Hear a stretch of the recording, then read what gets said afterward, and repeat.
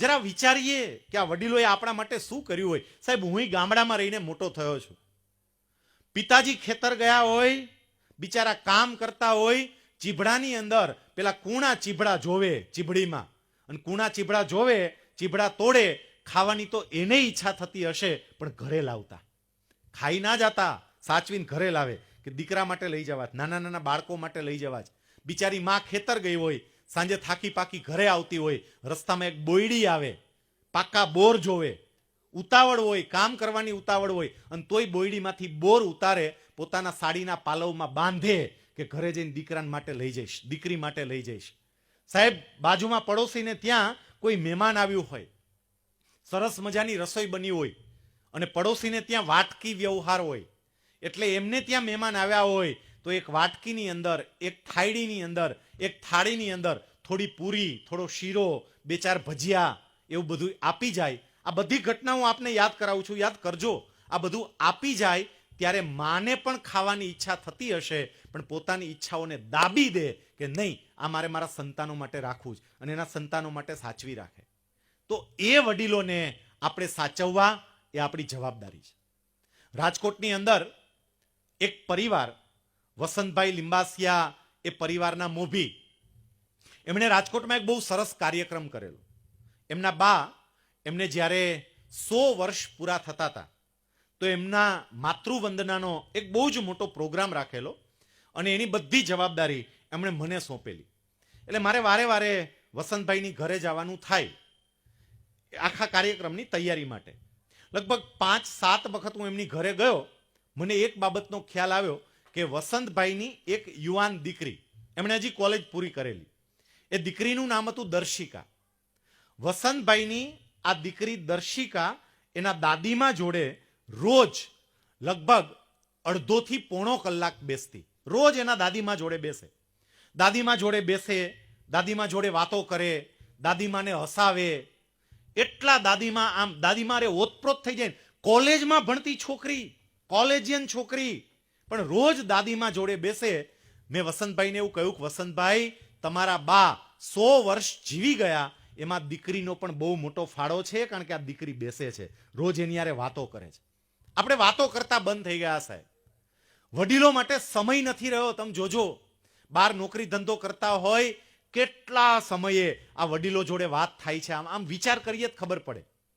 અને એમાંય જ્યારથી ડિજિટલ ટેકનોલોજી આવી, સ્ક્રીન ટેકનોલોજી આવી, સ્ક્રીન ટેકનોલોજી એટલે તમામ, જેમાં સ્ક્રીન આપેલ છે તે, પછી એ મોબાઈલ હોય તોય ભલે, એ ટેબ્લેટ હોય તોય ભલે, એ કમ્પ્યુટર હોય તોય ભલે, જ્યારથી ડિજિટલ ટેકનોલોજી આવી, સ્ક્રીન ટેકનોલોજી આવી, ત્યારથી દૂરનો માણસ બહુ નજીક આવી ગયો, અને નજીકનો માણસ બહુ દૂર જતો રહ્યો.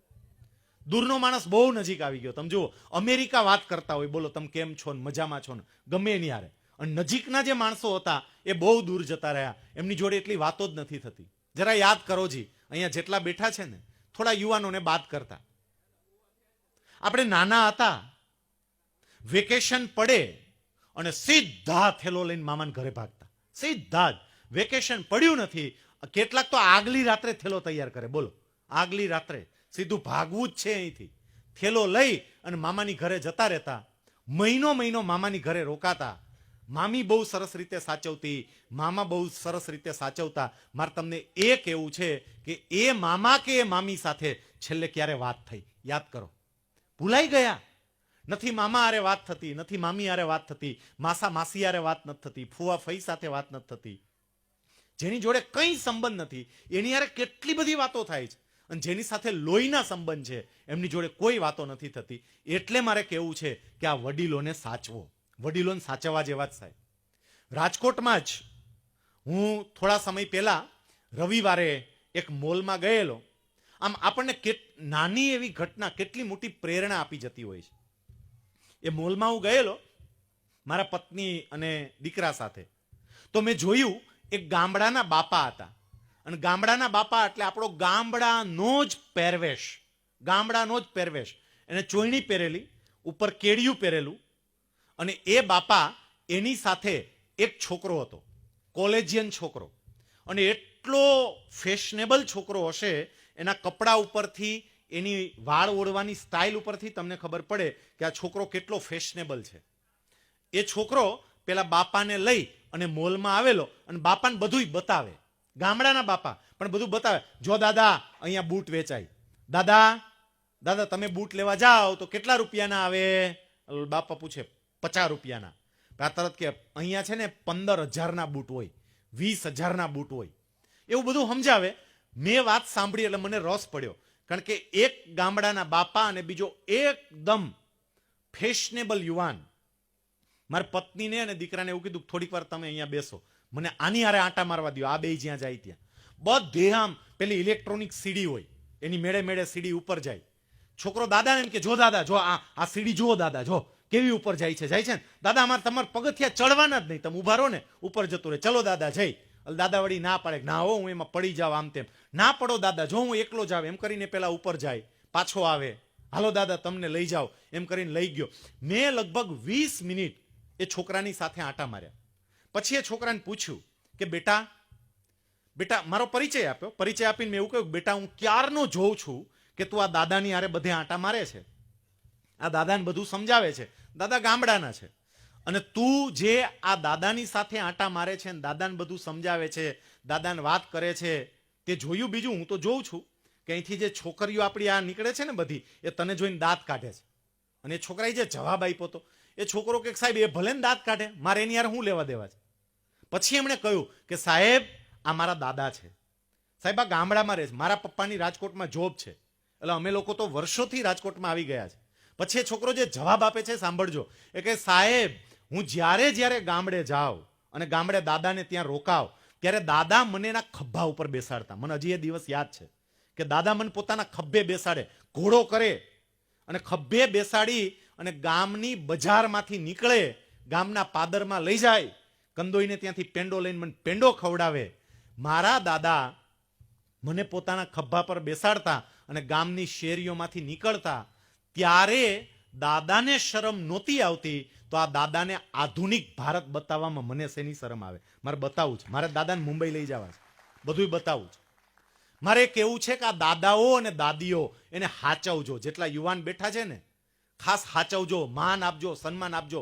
મેં તો કેટલીય જગ્યાએ સાહેબ એવું જોયું છે કે બિચારા વૃદ્ધ ઊભા હોય અને જુવાનિયા ખુરશી ઉપર લાંબા પગ કરીને બેઠા હોય. બોલો, વૃદ્ધ ઊભા હોય, આવું જોયું છે સાહેબ? જરાક કલ્પના તો કરીએ, જ્યાં સુધી મારી કરતા મોટી ઉંમરનો ઊભો હોય, મને બેસવાનો અધિકાર નથી સાહેબ. હું ભલે ગમે એટલો મોટો સાહેબ થઈ ગયો હોય, હું ભલે સિનિયર ક્લાસ 1 અધિકારી હોય, સિનિયર ક્લાસ 1 અધિકારી સરકારમાં સાહેબ. હું ગામડે આવું તો સિનિયર ક્લાસ 1 અધિકારી ન હોય, અને હું એ રીતે જીવું છું. મને પોતાને જીવવાની મજા આવે છે, મને પોતાને ખબર છે. અત્યારે હું સિનિયર ક્લાસ 1 અધિકારી છું. આખું સૌરાષ્ટ્ર આપણું જે છે ને, એ સૌરાષ્ટ્રની 67 નગરપાલિકા, 4 મહાનગરપાલિકા અને 7 સરકારી યુનિવર્સિટી, એ બધાનું ઓડિટ સુપરવિઝનનું કામ હું કરું છું. બહુ મોટી જવાબદારી છે.